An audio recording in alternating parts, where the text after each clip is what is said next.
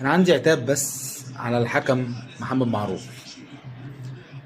طرد محمد هاني، طرد محمد هاني طرد غريب جدا، انا ما عرفتش طرده ليه اساسا لغايه دلوقتي.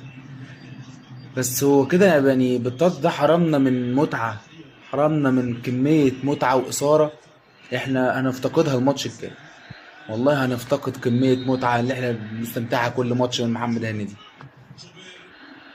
انا بس عايز افهم حاجه، يعني الجون اللي جه فينا، بس حد يعني لو حد عنده في تفسير يقول لي الجون اللي جه فينا هو غلطة شوبير. يعني هو غلطة شوبير وانا عارف والله انه غلطة شوبير، بس محمد هاني كان بيعمل ايه يعني؟ انا عايز بس اعرف ايه الفكرة يعني، ايه دي؟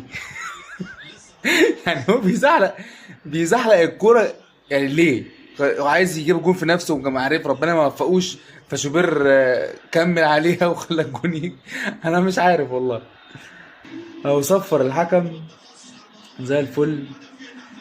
الباشا ريبيرو تحس ان هو قاعد بيتفرج زينا زيه بالظبط على الماتشات، يعني بغض النظر عن النتيجة وبغض النظر ان هي اصلا فاركو ما جاتش النهارده خالص، فاركو ما جاتش، بس قاعد بيتفرج زينا، مفيش قرار بياخده صح. انا ما اعرفش ده تأثير من مين.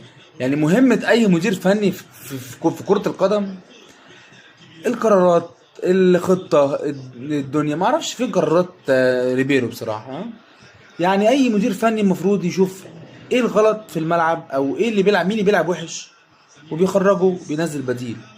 انا بس عايز افهم حاجه، يعني هو ديانج بيلعب وحش النهارده؟ يعني كان بيلعب وحش النهارده فطلعته عشان بيلعب وحش اول تغيير، ولا هو انت عايز تطلعه فبتطلعه؟ انا بس عايز افهم. والماتش اللي فات قعدوا دكه الراجل يعني، ما فيش حد زيه، انا مش شايف حد زيه في الملعب، في الفرقه اصلا بصراحه، في نص الملعب في مركزه. وعندي رأي بقى، عندي رأي، واللي عايز يعاركني يعاركني. بن شرقي في مركزه ملوش بديل، ما حدش زيه في مركزه. اللي عايز يعاركني يعاركني، ده رأيي.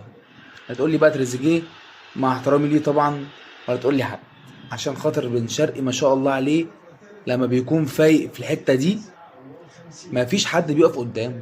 نيجي بقى لبن رمضان، ايه الكواليتي ده؟ ايه اللعيب ده؟ بجد بجد هو في كواليتي كده ازاي بيلعب في الاهلي؟